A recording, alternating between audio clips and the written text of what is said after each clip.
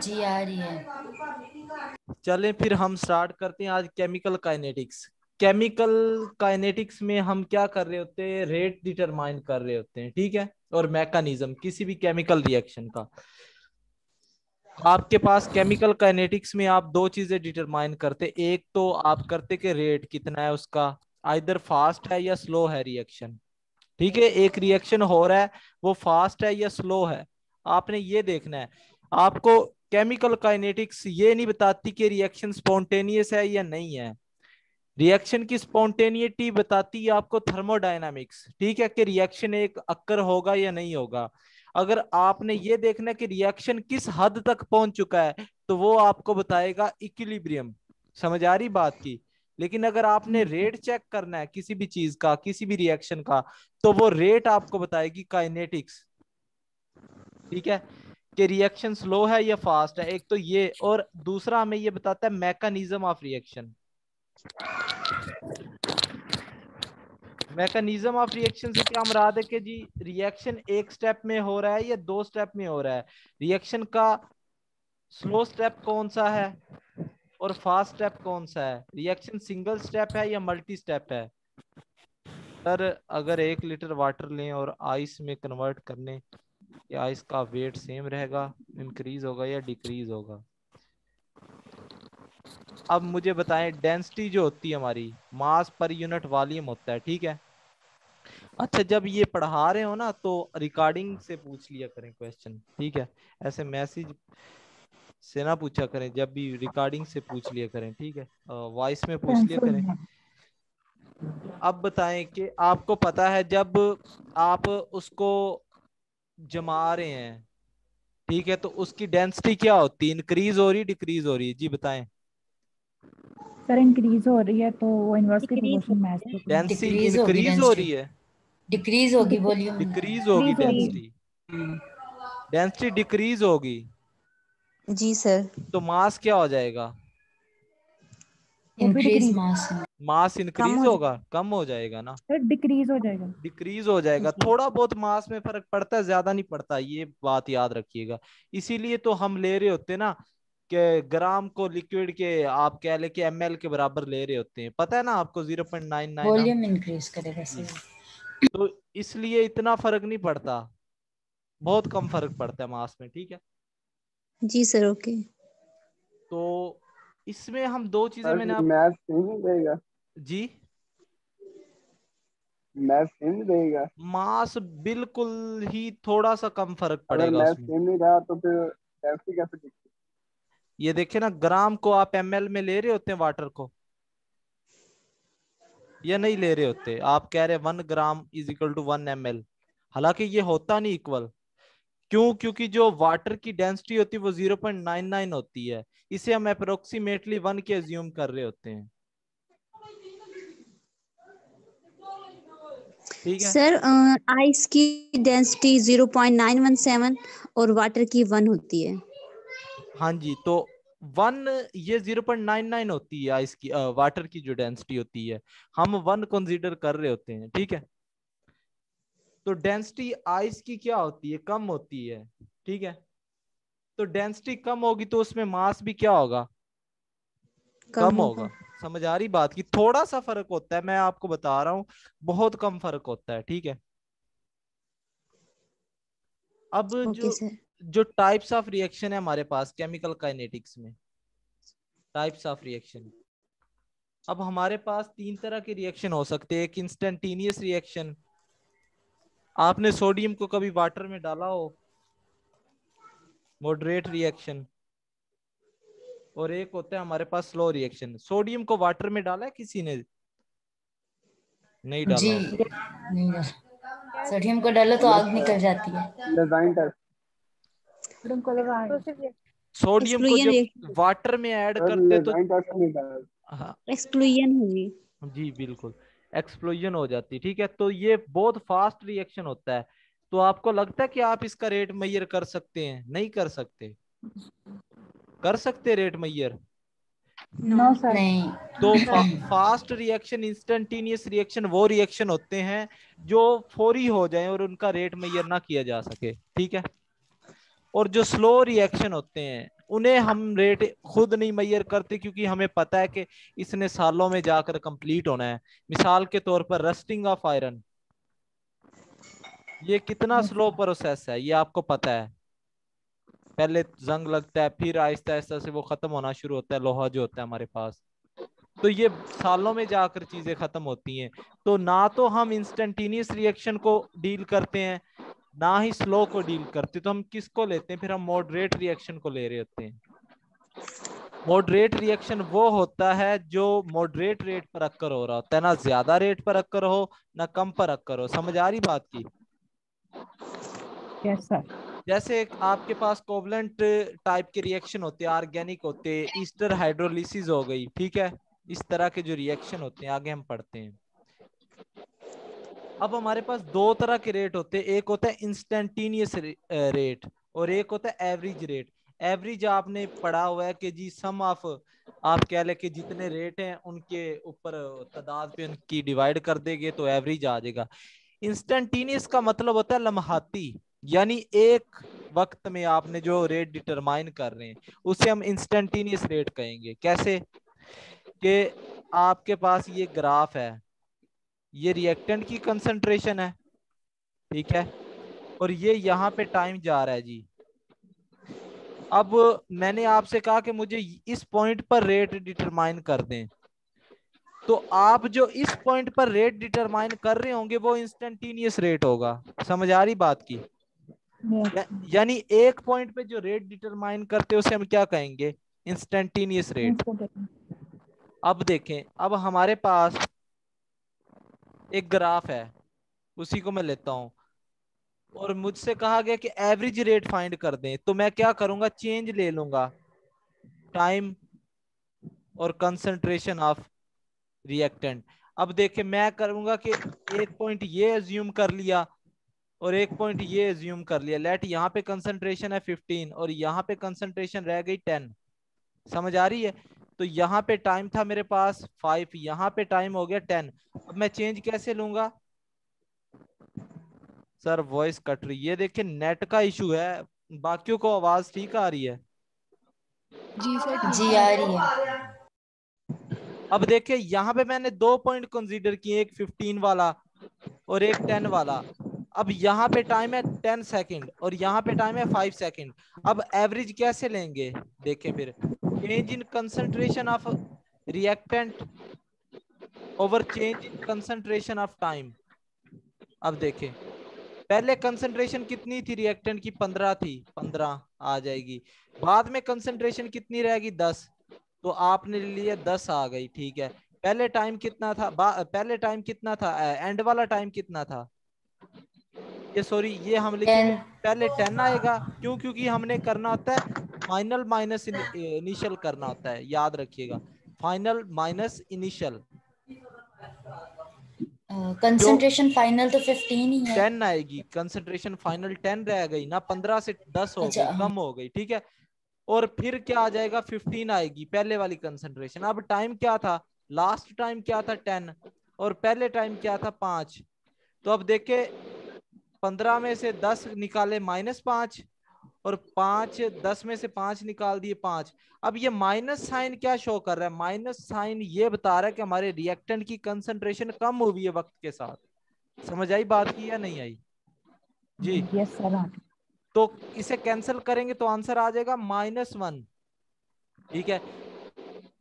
तो या आप कह ले कि 5 सेकंड में 5 reactant molecule let's suppose convert हो रहे हैं, तो 1 सेकंड में कितने होंगे? 1 होगा जी।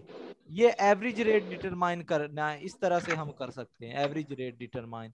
इंस्टेंटेनियस रेट आपने डिटरमाइन करना है ना। ये देखिए, आपको पता है ये मेरे पास कंसंट्रेशन ऑफ रिएक्टेंट है, कंसंट्रेशन ऑफ रिएक्टेंट है। अब आपको पता है रिएक्टेंट की कंसंट्रेशन वक्त के साथ साथ कम होती जाती है, ऐसे है या नहीं है? ये देखिए कम हो रही है, ये ग्राफ ये नीचे आ रहा है ना, इसका मतलब है रिएक्टेंट की कंसंट्रेशन क्या हो रही है? कम हो रही है वक्त के साथ साथ, ठीक है।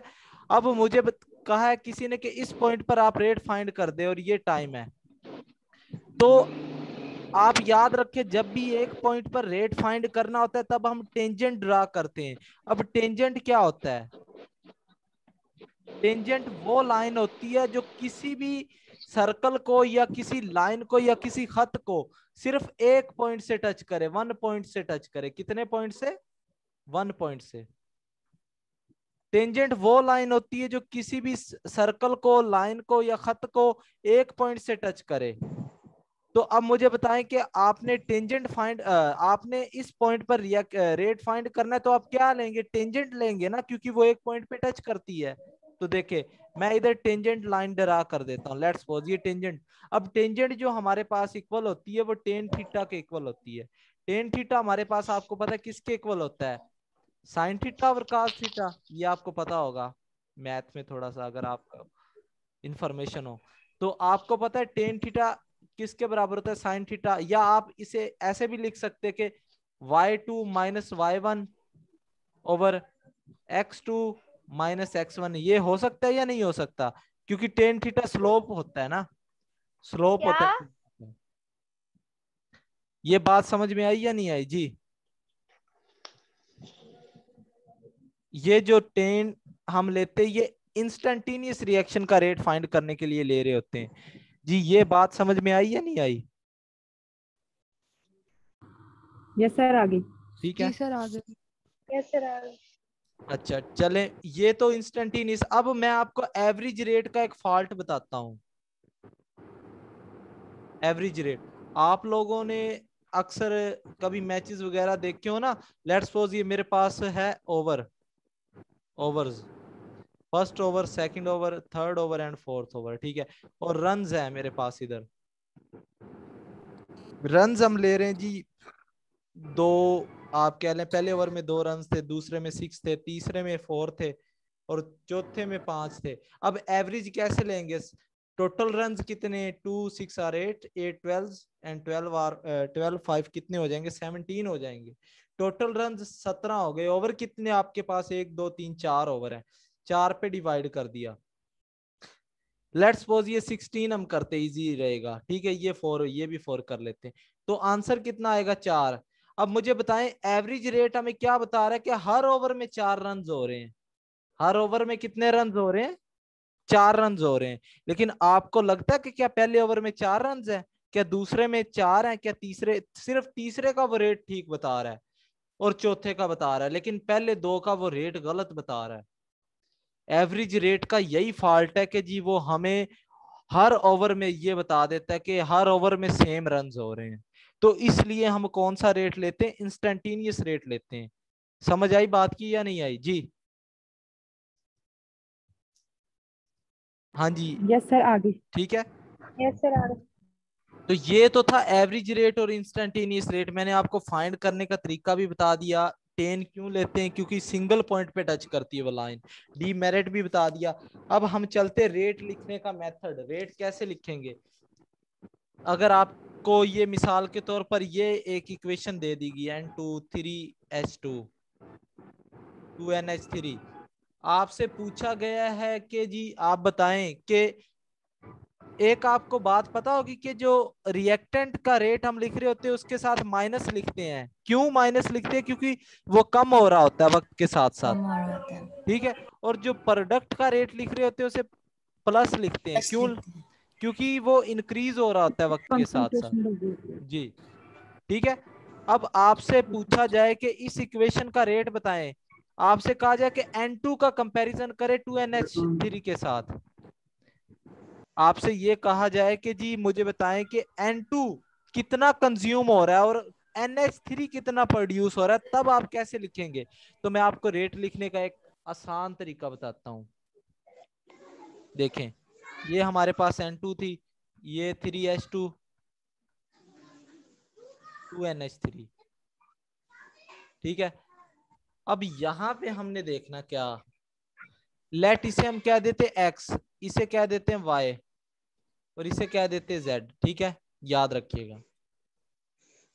अब रेट कैसे लिखते हैं? आपको पता है रेट लिखने का method, change in concentration of reactant, minus आ जाएगा रिएक्टेंट का लिख रहे हैं, ओवर टाइम। ये रेट लिखने का यही मेथड होता है ना कि कंसंट्रेशन चेंज कितना आ रहा है वक्त के साथ। वॉइस बैलेंस नहीं कट रही है, देखें ये ना सिग्नल इशू है, यहाँ पे मोस्टली लोग को आवाज ठीक आ रही है, ठीक है। तो आपको पता है कि रिएक्टेंट का जो रेट होता है कैसे लिखते हैं, माइनस के साथ, तो D of x over D of T, ठीक है, समझ आ रही है। तो ये इक्वल करके लिखना है आपने। कैसे इक्वल लिखना है आप देखें। अब ये जो इसका जो कोफिशिएंट है ना, ये जो नंबर ऑफ मोल्स हैं वो इसके बटे में आ जाएंगे, माइनस लिखेंगे क्योंकि रिएक्टेंट का लिख रहे हैं 1/3 में। अभी आपको प्रूव करके बताऊंगा क्यों बटे में आते हैं, ठीक है। तो rate of change of reactant with respect to time, ठीक है।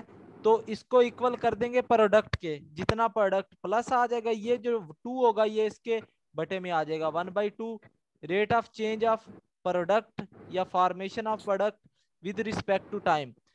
तो आप इससे इजीली बता सकते हैं कि जी एक्स का रेट कितना है, वाई का कितना है, जी का कितना है।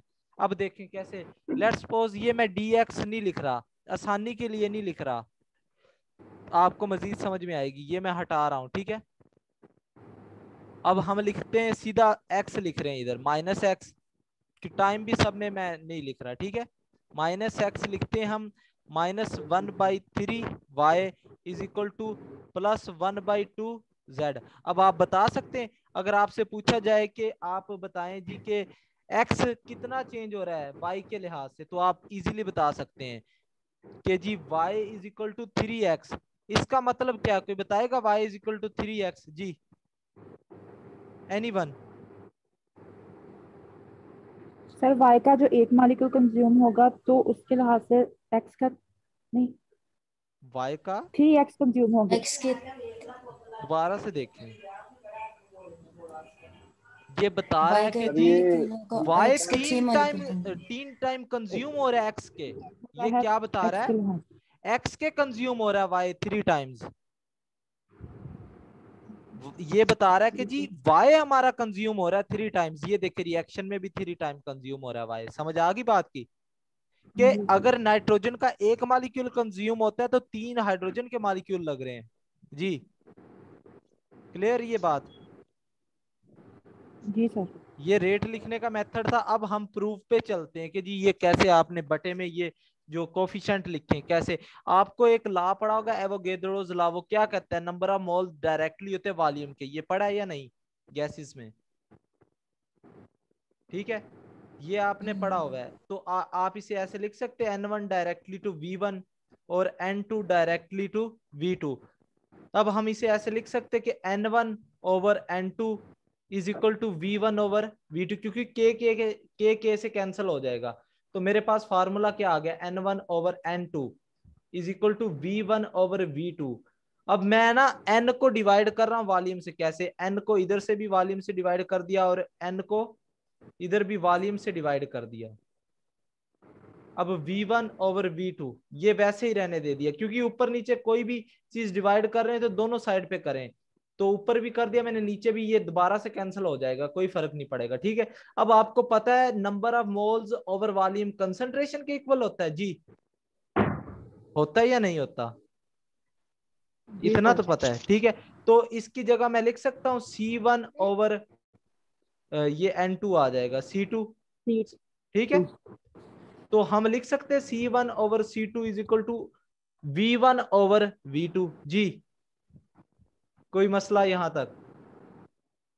क्लियर है ये बात? लास्ट बता दें।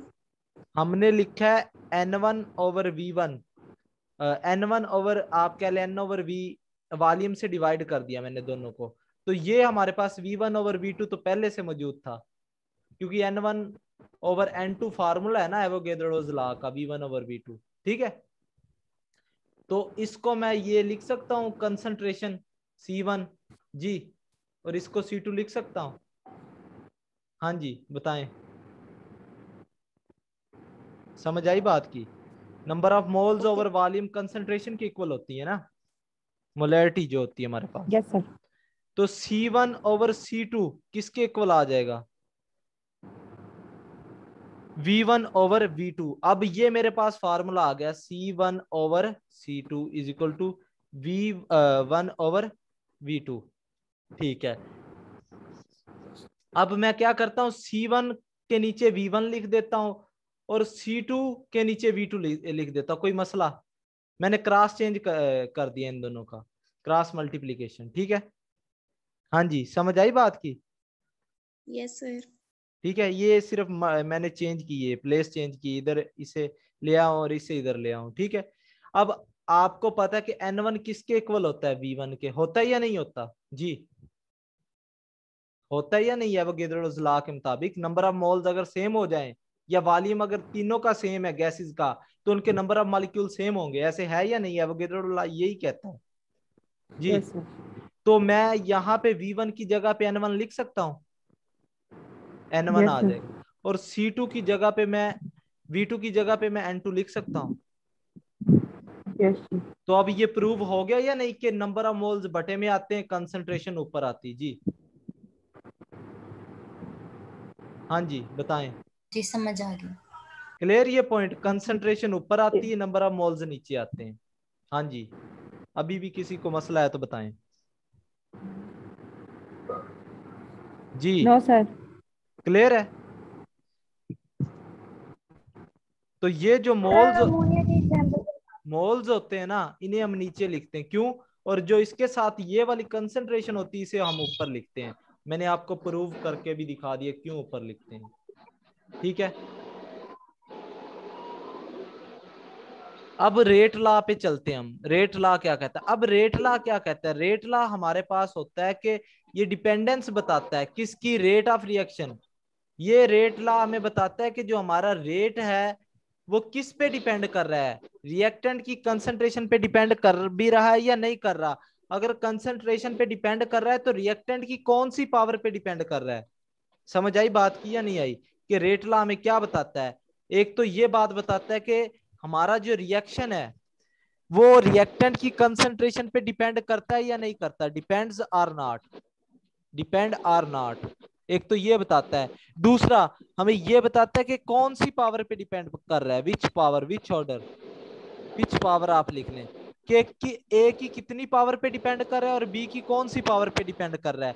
ये हमें क्या बताता है? Rate law, the expression which tells us that hour rate of reaction depends either on reactant concentration और नॉट। ठीक है, कि हमारा जो रेट है वो रिएक्टेंट की कंसंट्रेशन पे डिपेंड करता है या नहीं करता जी? समझ आई बात की? ये दो चीजें हमें बताता है। अब हमारे पास जो सर वॉइस इशू हो गया है, 1/3 एक्सप्लेन कर दे मुनीर। ये आपको रिकॉर्डेड लेक्चर मिल जाएंगे, ठीक है? आप उधर से देख लीजिएगा, अगर फिर समझ ना आए तो फिर पूछिएगा। इसीलिए रिकॉर्डिंग लगाई हुई है मैंने, अगर किसी का नेट का इशू है ना तो वो रिकॉर्डेड लेक्चर सुन लीजिएगा, ठीक है? अब जो रेट, फॉर एग्जांपल आपको पता है दो तरह के रिएक्शन होते हैं, एक होता है एलिमेंट्री स्टेप रिएक्शन, एलिमेंट्री, और एक होता है कॉम्प्लेक्स। कोई बताएगा इन दोनों में फर्क क्या है जी? एनीवन? हाँ जी, कोई बताएगा एलिमेंट्री और कॉम्प्लेक्स में क्या फर्क? कॉम्प्लेक्स जो मैनी स्टेप्स में होता है जी, और एक से ज्यादा, एलिमेंट्री और सिंगल एलिमेंट स्टेप होता है, ठीक है? सिंगल स्टेप में होता है। और कॉम्प्लेक्स जो होता है मल्टी स्टेप रिएक्शन होता है, मल्टीपल स्टेप रिएक्शन, ठीक है?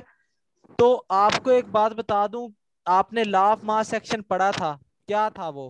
कि रेट ऑफ रिएक्शन डायरेक्टली होता है कंसंट्रेशन ऑफ ए रिएक्टेंट के और सी के भी, ठीक है? तो और और इसी तरह प्रोडक्ट के भी होता था वो, सी के और डी के, दोनों को मैं इकट्ठा लिख रहा हूँ। तो इस तरह हम लिख देते थे कि जी हमारे पास के जो आता है वो C D over A and B, ये हमारे पास लॉ ऑफ मास एक्शन था, ये आपने पढ़ा था। अगर कोई पावर होती थी तो वो ऊपर आ जाता था। ये जो लॉ ऑफ मास एक्शन है ना, ये सिर्फ सिंगल स्टेप रिएक्शन के लिए वैलिड है, याद रख लें। किस स्टेप के लिए वैलिड है? Single step single reaction. Step. Complex के लिए लॉ ऑफ मास एक्शन नहीं बताता। आपसे अगर पूछा जाए ना कि जी कॉम्प्लेक्स के लिए लॉ ऑफ मास रिएक्शन बताता है, नहीं जी, वो फेल हो जाता है, लॉ ऑफ मास एक्शन नहीं बताता। क्योंकि कॉम्प्लेक्स में जो हमारे पास रेट होता है वो रेट डिटरमाइनिंग स्टेप बताता है, RDS। ये कौन सा स्टेप होता है? जी slow step. Slow step. Slow step होता है। अब इसकी साइकी क्या है, स्लो स्टेप ही क्यों लेते हैं? अब एक मैं सादा सी मिसाल बता दूं, जब कभी शादी होती है या कोई इस तरह की तकरीबात होती हैं तो खाना पक जाता है, हर चीज पक जाती है, ठीक है, लेकिन वेट किस चीज का होता है कि जी हमारे पास रोटी नहीं बनी अभी तक, आपके पास यस खाना सर। ऑलरेडी मौजूद है, लेकिन पीछे से जो रोटियां बनकर आ रही हैं वो दो दो आ रही हैं। कितनी आ रही? दो दो आ रही हैं। अगर रोटी ना हो तो आप खाना खा लेंगे जी? जो बना हुआ है नहीं खा पाएंगे। समझ आ रही बात की? सर सब कुछ आ जाता है, प्लेटों का वेट है। वो जो आपको मैं बात बता रहा हूँ ना, आप उसकी तरफ आए कि रोटी के बगैर हाँ खा लेते हैं हम लोग तो कुछ भी नहीं छोड़ते, बाय द वे, लेकिन वेट हम कर रहे होते हैं, ठीक है। तो मतलब वो जो तंदूरी होता है, वो जो जब तक वो रोटी नहीं पहुंचाएगा तो आगे काम नहीं चलेगा। समझ आ रही बात की? जो मैं बात अभी आपको बता रहा हूँ कि सारा जो निजाम उसका डिपेंड किस पे कर रहा होता है? उस तंदूरी पे डिपेंड कर रहा होता है। और वही तंदूरी को हम रेट डिटरमाइनिंग स्टेप कह रहे होते हैं, स्लो स्टेप रिएक्शन, यानी उसी में सारा काम हो रहा होता है। जब तक वो स्लो स्टेप आगे नहीं जाएगा तब तक रिएक्शन नहीं मूव करेगा जी। मतलब सर जिसकी कंसंट्रेशन कम होगी वो स्लो रेट डिटरमाइनिंग स्टेप होगा। कंसंट्रेशन कम की बात नहीं हो रही, जो रिएक्शन में पार्टिसिपेट कम, यानी वो जो रेट जिसका कम होगा, जिसका रेट आहिस्ता आहिस्ता, मैंने पहले भी आपको बताया कि रेट हम उसका डिटरमाइन करते जो मॉडरेट होता है, ऐसे कहा था या नहीं? तो जी फास्ट सर। स्टेप का आप रेट डिटरमाइन कर लेंगे? मुश्किल है, क्योंकि इसमें यकदम से जी सारा काम हो जाएगा।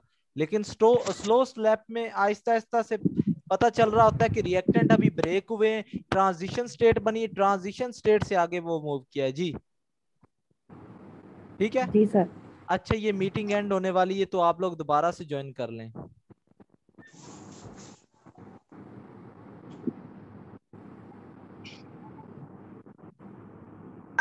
सर जी फर्स्ट स्टेप रेट डिटर्मिनेंट ਹੁੰਦਾ या नहीं ਹੁੰਦਾ?